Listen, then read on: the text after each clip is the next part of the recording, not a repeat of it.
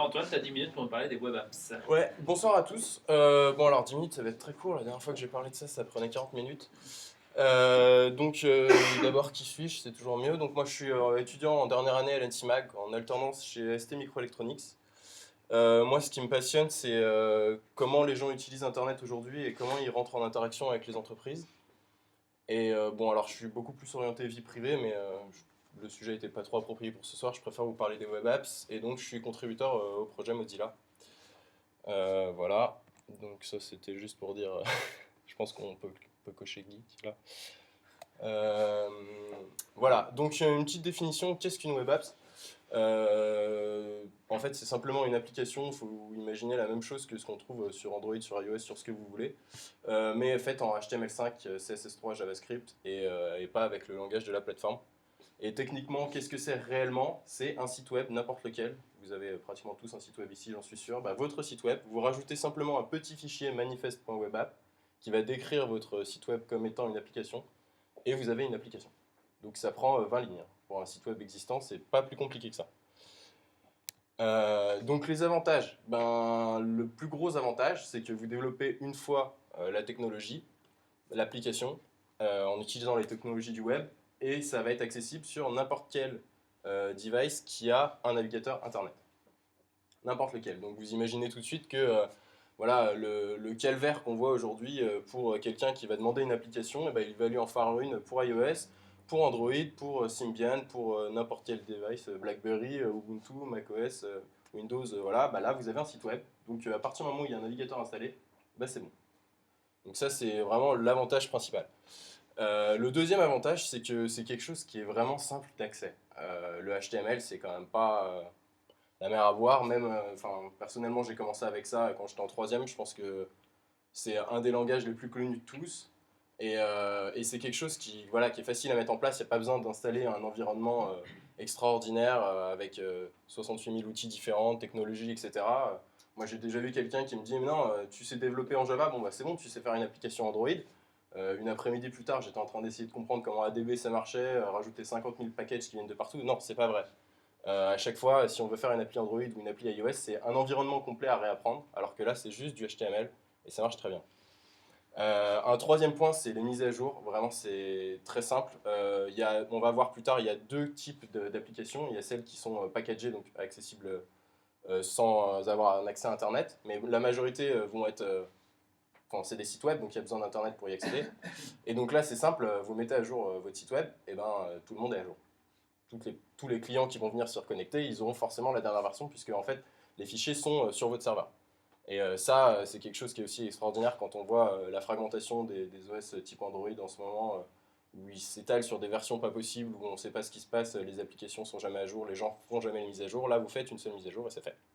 Et le dernier point qui est assez magnifique aussi, c'est plus aucune dépendance à un marketplace. Parce qu'on dit ce qu'on veut sur la centralisation, c'est super, ça fait gagner. Ça a un coût, que ce soit un coût d'inscription pur et dur. Hein. Si vous voulez mettre une application sur le magasin d'Apple, il va falloir payer. Ça a des contraintes, vous allez avoir des grosses supervisions par-dessus, et puis ça a aussi une certaine censure. Si Apple ne veut pas de votre application, il n'y a pas de votre application. Donc là, je leur fais un petit clin d'œil parce qu'ils refusent absolument de voir un moteur graphique autre que WebKit tourner. Donc il n'y a toujours pas de Firefox sur iOS et je trouve ça scandaleux. Voilà. Ça a bien sûr quand même des inconvénients, hein. Sinon tout le monde serait en train de faire ça et on aurait tout laissé tomber. Le premier, c'est de faire un minimum d'efforts sur la performance, puisque voilà, c'est pas designé pour le matériel sur lequel ça va tourner, donc il faut quand même faire un peu attention à ce qu'on fait.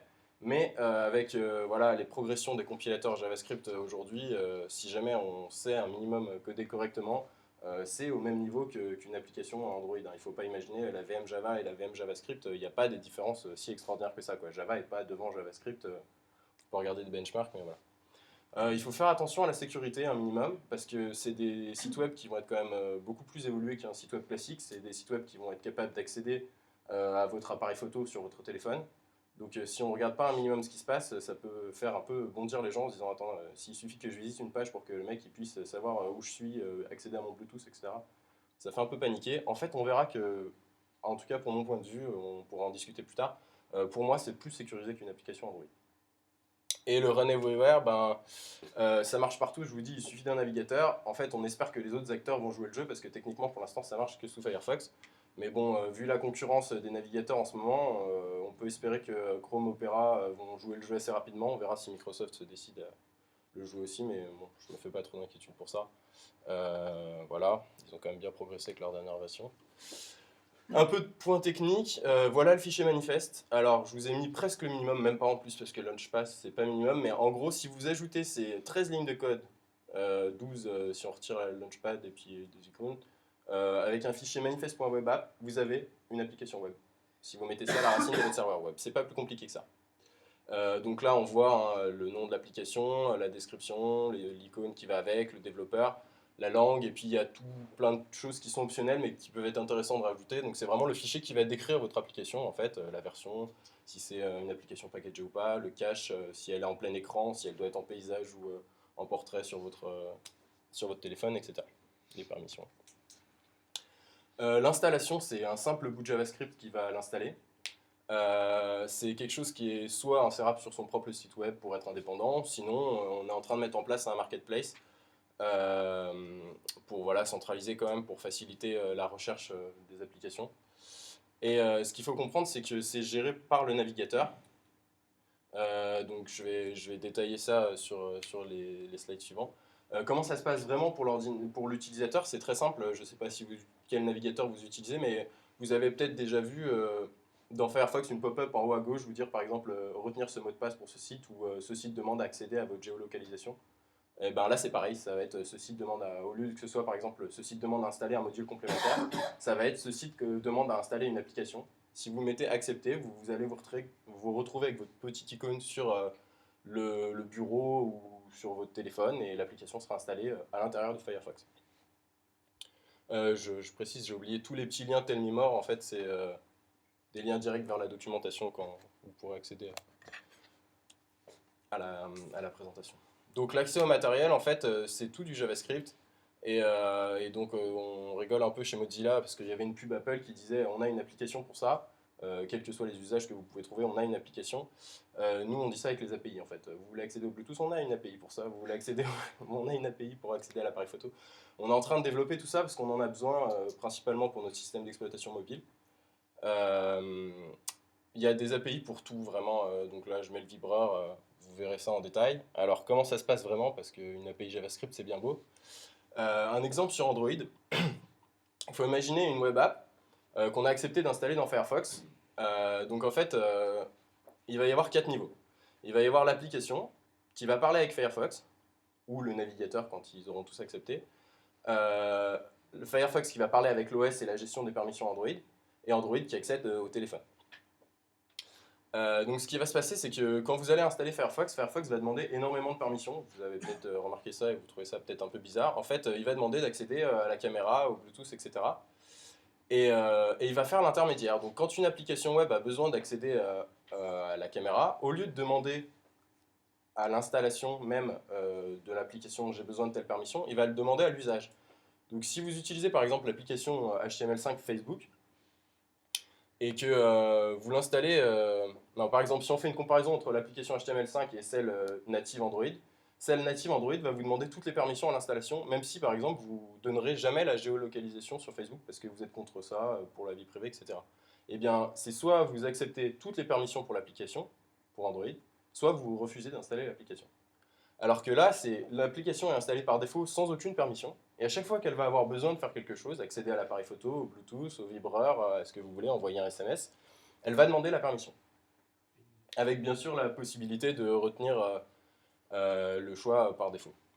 Et donc elle va redemander la permission à Firefox et Firefox va vous demander à vous est-ce que vous autorisez l'application. Si vous acceptez, il va passer à Android et c'est pour ça que lui il a besoin des permissions.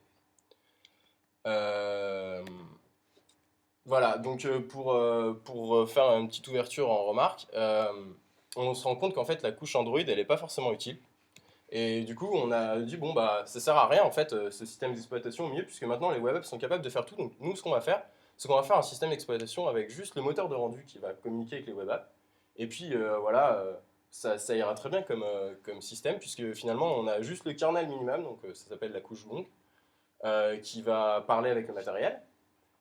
qui va démarrer Gecko, le moteur de rendu, et par-dessus, toutes les applications, ça va être du HTML5, et qui vont demander leur permission quand elles en ont besoin, et qui vont tourner complètement en web, en fait. Donc là, je ne sais pas si vous en avez entendu parler, mais Firefox OS, le projet du téléphone qui devrait sortir pour le deuxième trimestre 2013, c'est un téléphone qui tournera uniquement en HTML5, à part les couches matérielles, quoi. Voilà, la petite ouverture très rapide. Et donc c'est une licence, c'est voilà, sous licence ouverte, bon ça, c'est pour Mozilla. 10 minutes. Alors là, si j'ai pas assuré tout le monde.